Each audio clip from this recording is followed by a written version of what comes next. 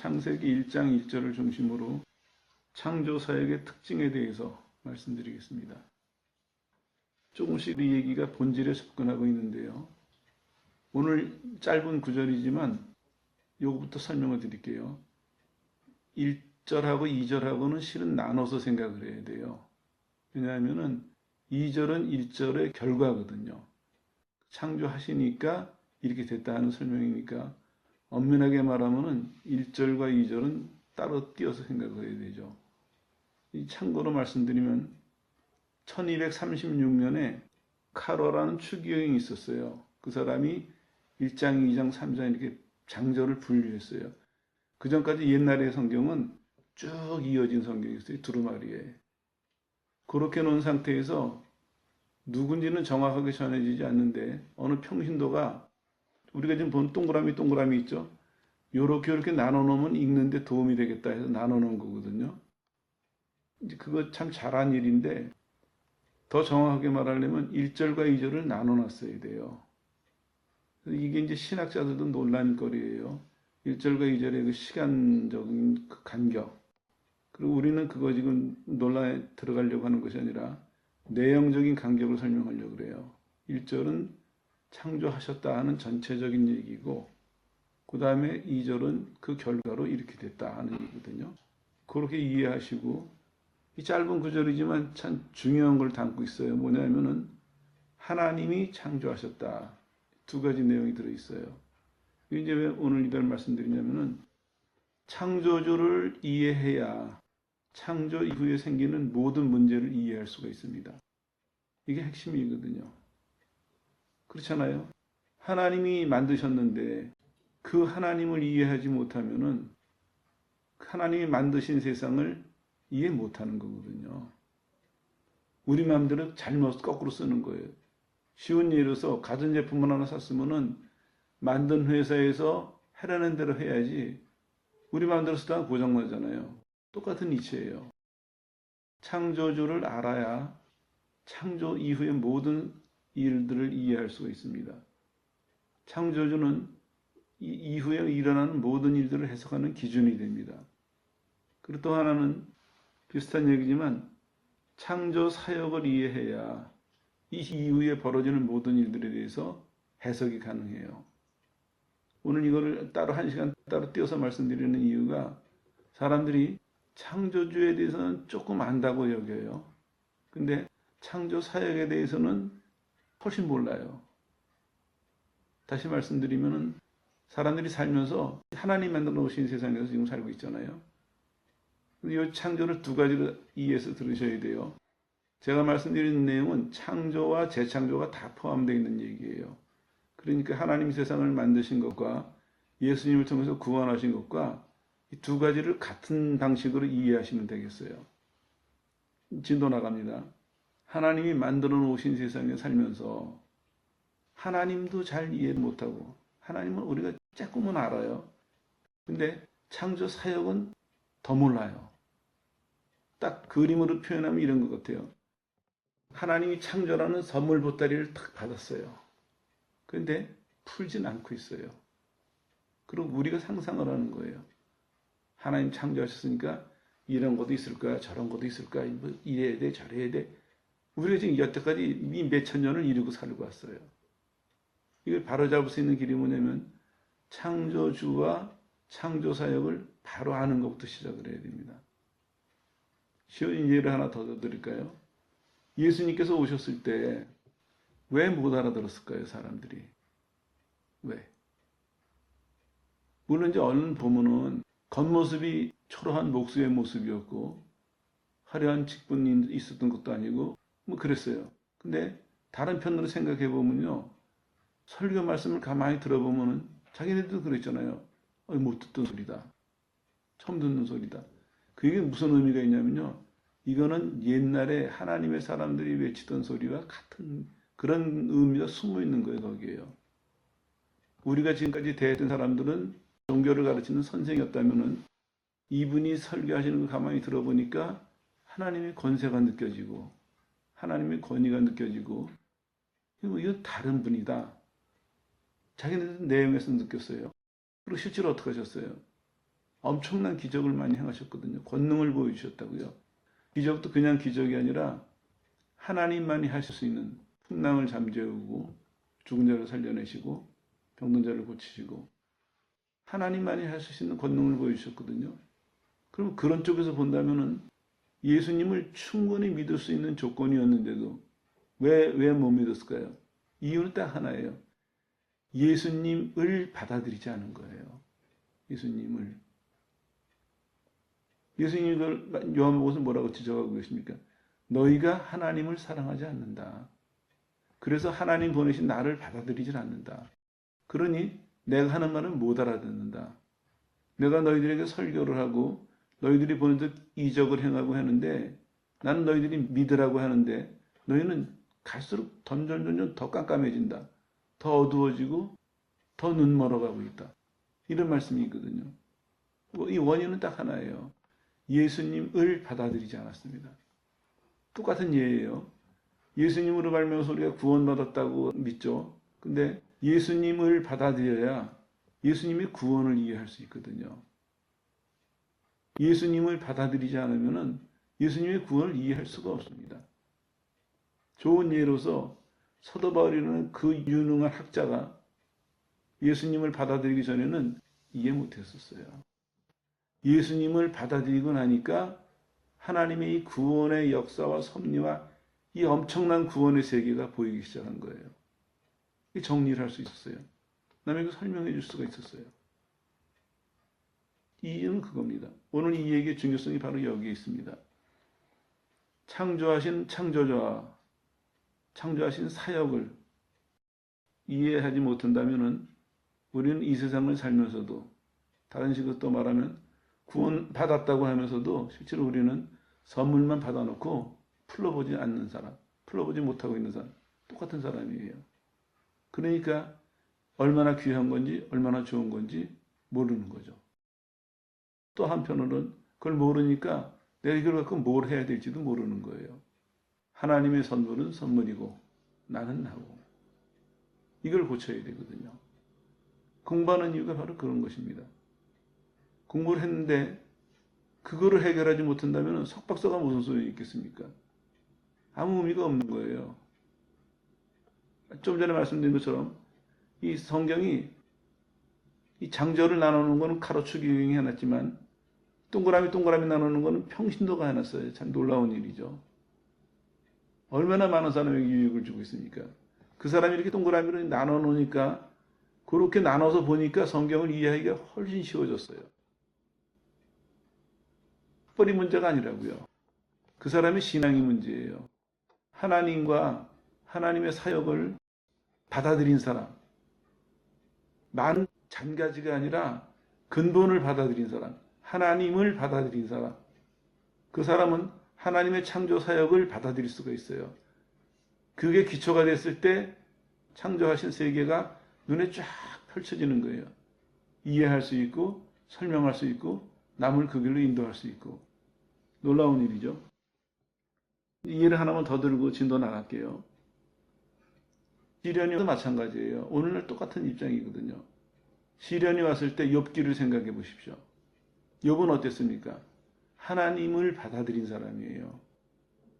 그러니까 시련이 왔을 때 이 시련에서 내가 어떻게 해야 될지를 알았어요. 그래서 주신 분도 하나님이시고 가져가시는 분도 하나님이시고 난 찬송합니다. 그랬거든요. 근데 하나님을 받아들이지 못한 욥의 아내는 뭐라 그랬어요?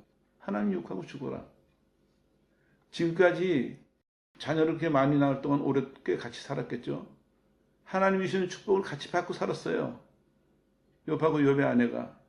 근데 막상 시련이 오니까 어떻게 됩니까? 하나님을 받아들인 사람과 안 받아들인 사람이 이렇게 차이가 나는 거예요. 오늘날도 마찬가지입니다. 우리가 믿는다고 하지만 무슨 일이 하나 생기잖아요. 그러면 하나님을 내 주님으로 받아들이고 하나님께 나를 맡긴 사람은 반응이 달라요.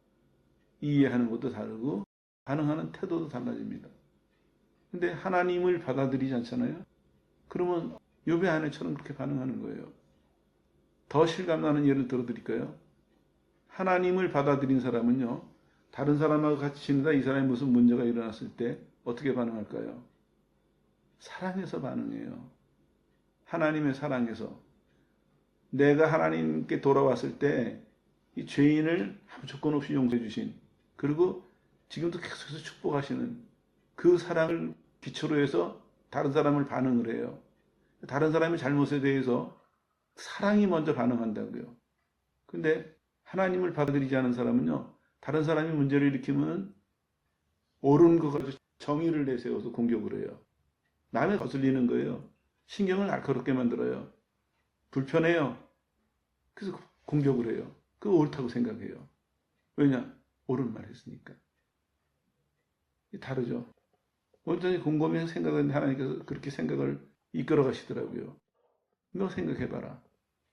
하나님을 받아들였다면은 딱 드러나는 게 하나님에 대한 태도에서 드러나고, 더 실감나는 건 사람에 대한 태도에서 드러나는 것이에요. 하나님의 사람들은 어땠습니까? 다른 길 가는 이스라엘을 향해서 하나님의 사람들은 외쳤어요.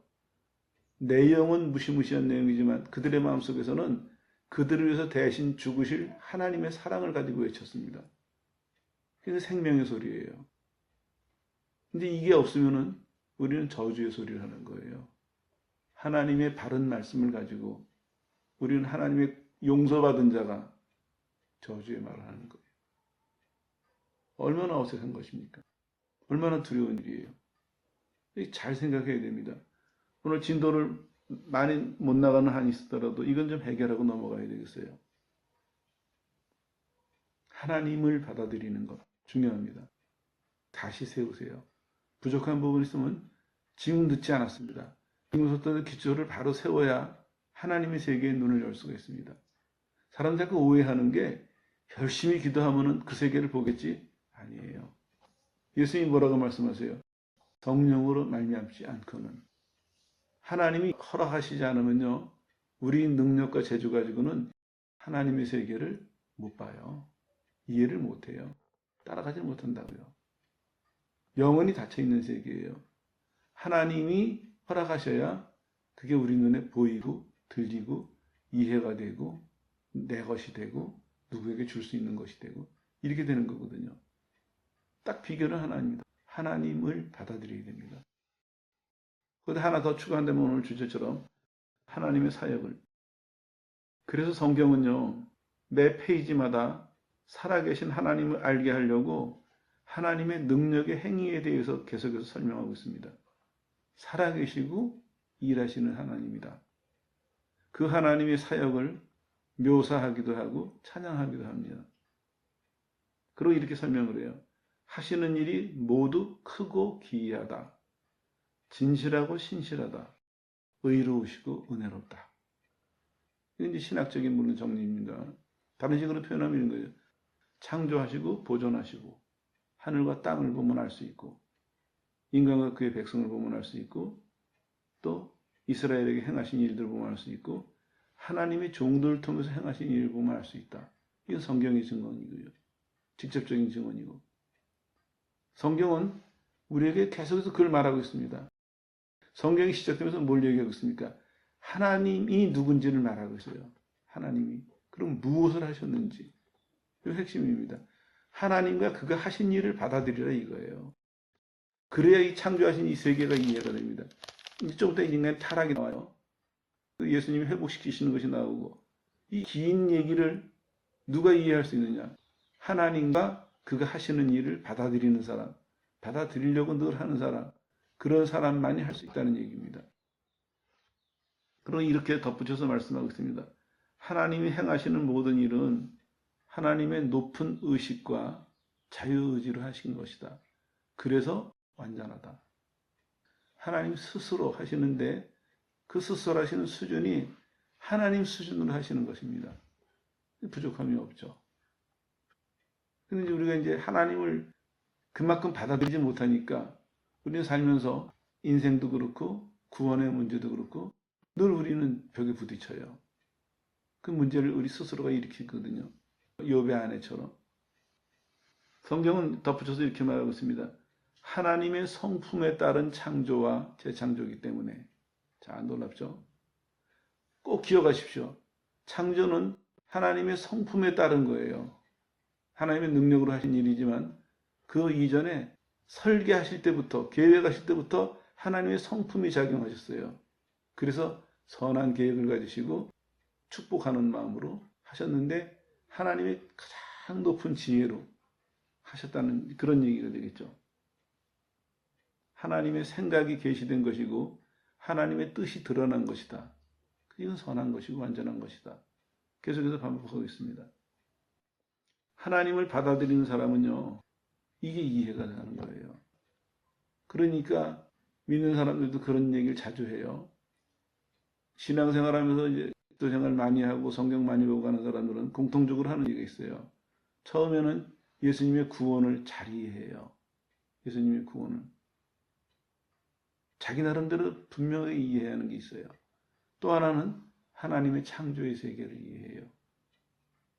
가끔 대화를 하다 보면 그런 얘기를 해요. 각 사람마다 특징이 있어요. 어떤 사람이 이렇게 얘기하더라고요. 목사님, 하나님이 참 사랑하세요. 그래서 왜요? 그랬더니 하나님이 사람을 너무 사랑하셔가지고 과일을 만드실 때 큰 것들은 다 땅바닥에 깔아놓으셨다는 거예요. 호박도 수박도 다. 떨어지면 사람 다칠까봐. 그리고 작은 것들은 공중에 다 매다셨다는 거예요. 그래서 그렇구나 했어요. 나름대로 하나님의 구원과 하나님의 창조에 대해서 그 사람 나름대로 분량만큼 하나님이 눈을 열어주세요. 그 사람은 하나님에 대해서 실감나는 지식을 갖고 있는 거예요.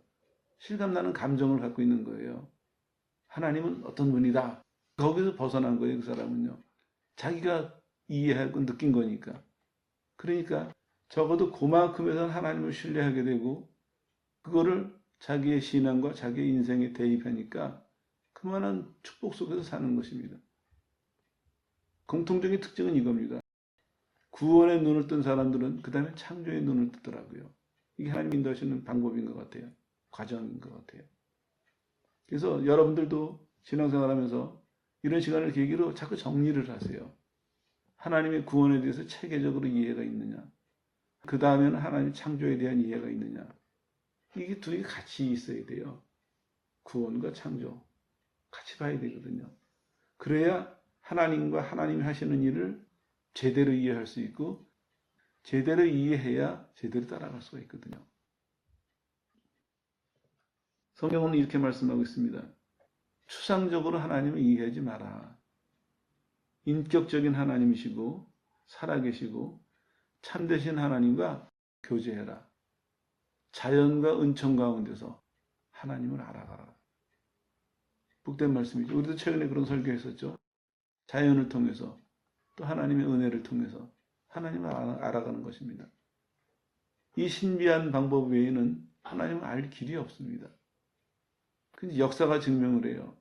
하나님을 알려고 머리 좋은 사람들이 수없이 덤볐어요. 사색과 논증 가지고는 하나님을 알아내지 못했습니다. 그들이 내린 결론은 하나님은 너무 크셔서 인간이 이해할 수 없다. 불가지론이 끝이었습니다. 철학의 이게 무덤이에요. 신학도 마찬가지입니다. 뛰어났다는 그 유명한 신학자들이 대부분이 불가지론에 빠졌습니다. 뛰어난 머리가 오히려 그들을 어두운 길로 이끌고 가버렸어요. 성경은 그걸 원하지 않습니다.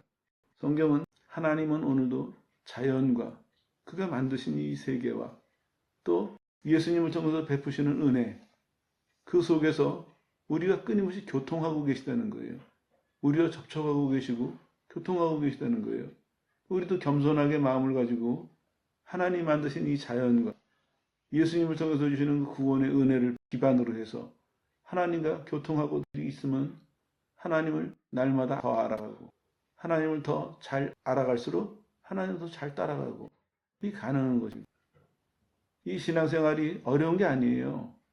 하나님이 생각을 해보세요. 우리를 사랑하시는데 하나님 지혜로우신 분이신데 하나님이 신앙생활의 길을 어렵게 만들어 놓으셨을까요? 그럴 이유는 하나도 없습니다. 우리가 하나님과 하시는 일에 대한 이해를 바르게 못해서 그래서 이제 문제가 만들어내는 것이죠. 바로 얘기 넘어가야겠습니다. 시간 때문에. 근데 이제 하나님이 이렇게 해놓으셨는데 왜 왜 사람들은 전반적으로, 안 믿는 사람들은 물론이고 심지어는 믿는 사람마저도 뭔 일이 생기면은 왜 불평부터 나올까? 왜 불만부터 나올까? 이제 오늘 저녁에 이 숙제를 풀고 한 넘어가야 돼요. 역사적으로 보면 이런 문제, 물론 서구 사회를 기준으로 한 것이지만요. 한 번 말씀드렸죠. 1775년에 리스본에서 지진이 일어났어요. 많은 사람이 죽었어요.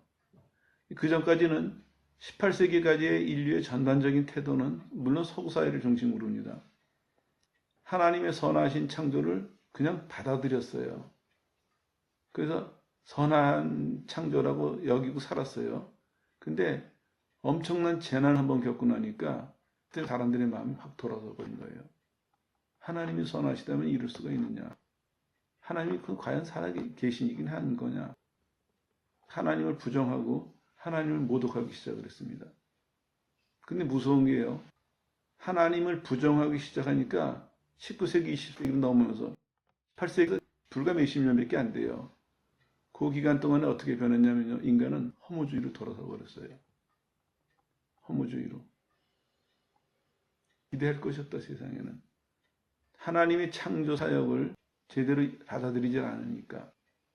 그 다음에는 하나님과 하나님이 하신 일에 대해서 거부를 하게 됐고, 그 태도가 그 다음에 어떻게 변했냐면 세상을 살아가는데 이제는 선도 없어져 버린 거예요. 그리고 그들이 느끼는 게 뭐냐면은 허무와 고독과 그리고 파멸, 이런 걸 느꼈어요. 전반적으로.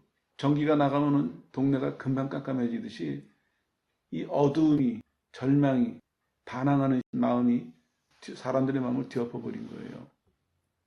그때 나온 것이 뭐냐면 이제 환상적인 이론들이 나온 거예요. 공산주의도 그때 나왔고, 수많은 하나님에게 대적하는 사상들이, 운동들이 그때 막 일어나기 시작을 한 거예요. 인류는 더 구렁텅이로 빠져들어가기 시작을 했습니다. 그런 배경이 있어요, 우리가. 그런 배경이 있기 때문에 사람들이 살면서 하나님이 세상을 만드셨다 하는 얘기를 들으면서도 안 받아들이니까 어떻게 생각하냐면 일만 생기면 하나님에게 트집을 잡는 거예요. 하나님에게 반항을 하고. 어떤 사람은 적극적으로 반항은 하지 않다 할지라도 소극적인 반항도 해요. 나눠서 말씀드릴게요. 안 믿는 세상은 노골적으로 하나님에게 항의해요. 모독하고.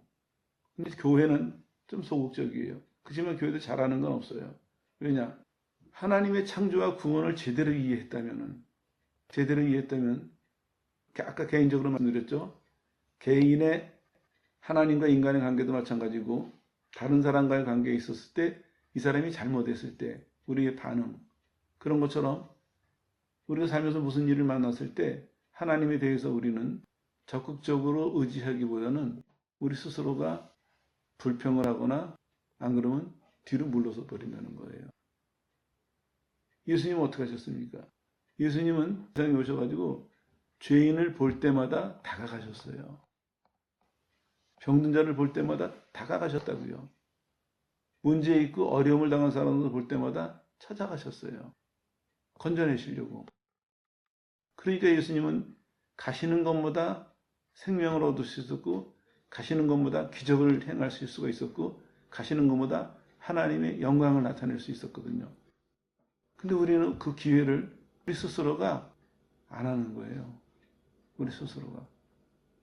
왜냐하면 창조주와 창조 사역을 통해서 우리 속에 하나님의 선하심이 꽉 차 있어야 되는데, 욥처럼 설명 못할 재난이 닥쳤고 주위 사람들이 자기를 비난하고 그런 환경이라 할지라도 욥은 하나님은 오르시고 하나님은 선하시다, 흔들리지 않았습니다. 그러니까 욥은 그 고난을 견딜 수가 있었거든요. 욥이 하나님에게 원망하지 않았어요. 한 가지 한 것이 있다면 하나님, 내가 옳았다는 거 보여주십시오. 저 사람은 나보고 죄 때문에 징계를 받는다고 했는데 하나님, 그게 아니고 나를 성결케 하시기 위한 하나님의 계획을 보여주십시오 좀. 그 사람들이 이기려고 한 게 아니에요. 내 친구들이 잘못 생각하고 있으니까 이제 징계가 아니라 이거는 하나님의 성결을 위한, 더 나은 것을 위한 하나님의 목적을 보여주십시오. 저들도 깨닫게 해주십시오. 그걸 요청했던 거예요. 선악과랑 연결이 되죠. 하나님이 뭐로 하셨어요? 완벽하게 창조해 놓으셨지만 더 나은 것을 주시려고 선악과를 만들어 놓으셨어요. 같은 이치예요. 여기와 그것입니다. 많이 다르죠, 우리랑 모습이. 우리가 살면서 왜 내 삶에서는 하나님의 풍성함, 하나님의 충만함, 하나님의 기적적인 그런 역사가 없을까? 그건 멀리 있지 않습니다. 기초를 다시 뒤돌아보면 돼요. 나는 하나님과 하나님의 사역, 창조를 받아들였느냐? 하나님의 창조와 하나님의 구원을 받아들였느냐? 그리고 받아들이는 내 지금 마음속에 창조와 구원이 참되고 선하고 의롭고 풍성하고 충만하고 그런 식으로 내가 받아들였느냐? 이거 살펴보면 돼요. 그게 아직 안 된 사람들은 이 부분을 해결하면 돼요. 이 부분을 고치면 돼요. 생각하지 않았던 사람도 생각을 해서 받아들이면 돼요. 성경에 나와 있잖아요. 나는 이런 하나님이고 내가 주는 건 이거다. 우리가 그동안에 소홀히 했던 거, 그동안 우리가 등한히 했던 거, 그거 고치면 돼요. 놀라운 건 이거예요. 하나님이 주려고 하신 거기 때문에 누구든지 그쪽으로 고개만 돌리면은 주세요. 노뱀 사건 아시죠? 이스라엘이 광야를 지나가다 불평을 했어요. 모세가 하나님 앞에 가서 용서를 비니까 하나님 용서해 주신다고 하시면서 사는 방법으로 뭘 말씀하셨어요? 노뱀을 매달아서 들어라 말씀하셨어요. 200만 명 정도가 텐트 손을 이루고 있어요. 모세가 아무리 크게 노뱀을 만들었어도 저 끝에서 보이겠습니까? 안 보여요. 그런데 놀라운 것은 그쪽을 향해서 고개만 돌려도 불뱀에 물렸던 자들이 독에서 해독을 얻고 살아났어요. 똑같아요.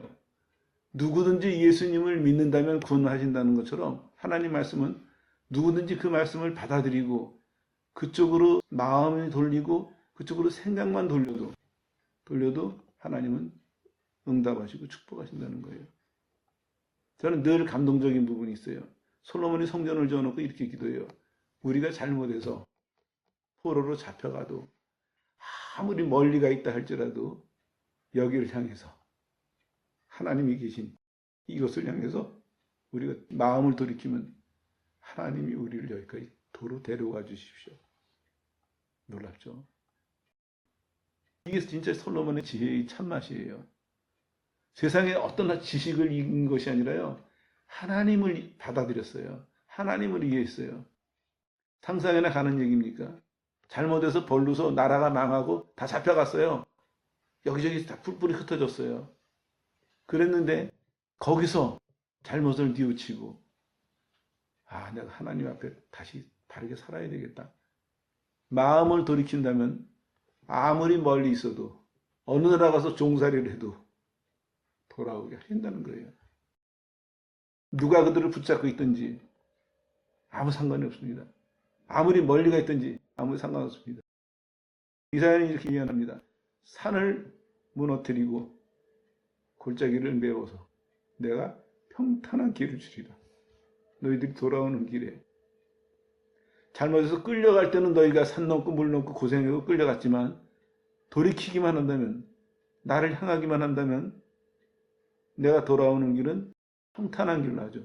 산을 깎고 강을 메우는 한이 있어도 편안한 길로 너희가 쉽고 편하게 얼른 돌아오게 하리라. 하나님의 섭리예요. 하나님의 역사고. 하나님은 같은 분이세요. 똑같은 분이라고요. 우리의 구원과 창조에서 그렇게 하신 것처럼 하나님은 우리 인생에서도 매일매일 똑같은 역사를 하세요. 매일매일. 이제 부담을 벗으세요. 우리는 뭐를 더 해서 뭐를 더 지켜서 그래서 복 받는 게 아니에요. 하나님의 창조와 하나님의 구원을 들으면서 하나님을 받아들였고 그 하신 일을 받아들이면 그러면 돼요. 그걸 받아들이면 우리 속에 지혜가 생기고 믿음이 생기고 소망이 생겨요. 하나님이 주실 것에 대한 확신도 생기고 그걸 믿고 구할 수 있는 용기도 생기고 그것도 우리 것으로 만들 수 있는 능력도 생겨요. 왜 그런 줄 아세요? 첫째로는 하나님이 약속을 이루시는 거고 둘째로는 그것 가지고 하나님이 살아 역사하신다는 걸 증거하게 하시기 위해서 하나님 주신다는 거예요. 오죽하면 예수님이 이렇게 말씀하셨어요. 내가 한 일을 너희도 하고 나보다 더 큰 일은 니네가 할 것이다. 내가 가니까. 자, 이 말씀을 과연 몇 사람이나 이 말씀을 하나님 참 복됩니다. 그럴까요? 그래도 하나님, 우리가 어떻게 그럴 수가 있겠어요? 하나님이시고 나는 난데. 이게 겸손이 아니에요. 이거 불신앙이에요. 마음을 여세요. 마음을 여시고, 여태까지 신앙생활에 있어서 문제가 있다면 한번 오늘 서서 생각을 해보세요. 난 뭐가 문제인가? 계율을 지키라고? 남보다 더 열심히 하라고? 남보다 뭐 조건이 좋아야 된다고? 근데 우리를 속이는 말들이에요. 하나님과 그가 하신 이 일을 받아들이세요. 대표적으로는 창조 사역을 말씀드렸는데 다 마찬가지입니다. 구원과 구원 사역도 마찬가지고 하나님과 그가 하신 일을 받아들일 때 그때 우리는 우리가 아닌 하나님에 의해서 이루어지는 우리 인생에서 다른 장면들을 다른 결과들을 목격할 거예요. 그리고 우리는 외칠 거예요. 아하, 이거였구나. 이거였는데 내가 잘못 이해하고 있었구나. 내가 잘못 따라왔구나. 우리 이렇게 생각할 거예요. 오늘 이 시간을 계기로 무릎팍을 탁 치는 시간이 되길 바랍니다. 아하, 내가 잘못 이해하고 있었구나. 하나님과 그가 하신 일을 받아들이면 되는데 이 가장 근본적인 이걸 생각을 안 했고 자꾸 주변의 격가지를 생각하다 보니까 하기는 한다고 했는데 결과도 적고 만족하지도 못하고 문제는 바로 이거였구나. 다시 태도를 바꾸면 돼요. 말씀드렸죠? 잘못해서 포로로 끌려갔어도 하나님이 여기서 돌이키면은 책임지고 돌아오게 하세요. 하나님이. 우리가 택함을 받은 자녀들인데 구원을 받은 자녀들인데 오늘 부족했던 거 잘못 이해했던 거 하나님 앞에 지금 돌이키려고 마음먹는다면 하나님이 안 주시겠어요? 하나님은 진작에 주셨는데 우리가 못 받은 거거든요. 그동안에 우리가 못 받고 밀려있던 것들이 한꺼번에 다 쏟아질 것입니다. 용기를 가지세요. 그리고 하나님 앞에서 태도를 확고히 하십시오. 매사에 그렇게 하세요. 매사에 창조와 창조 사역을 받아들이시고 아침에 딱 눈을 뜨면서 그렇게 하세요. 하나님이 만드신 오늘, 하나님이 허락하신 오늘 난 믿음으로 받아들입니다. 하나님이 하셨고 하나님이 이끌어 가실 것입니다. 난 믿음으로 받아들입니다. 받아들여 보세요. 하나님의 기적을 보게 될 것입니다. 그리고 여러분들도 그 이후로는 매 순간마다 하나님의 기적을 보는 복된 삶을 살 수 있습니다. 물론 증인이 되어야죠. 하나님이 원하시는 건 그것입니다. 아무튼 이 시간을 계기로 여러분의 한 가지 문제, 근본적인 문제 중에 하나가 해결되는 축복이 있으시기를 예수의 이름으로 축원합니다.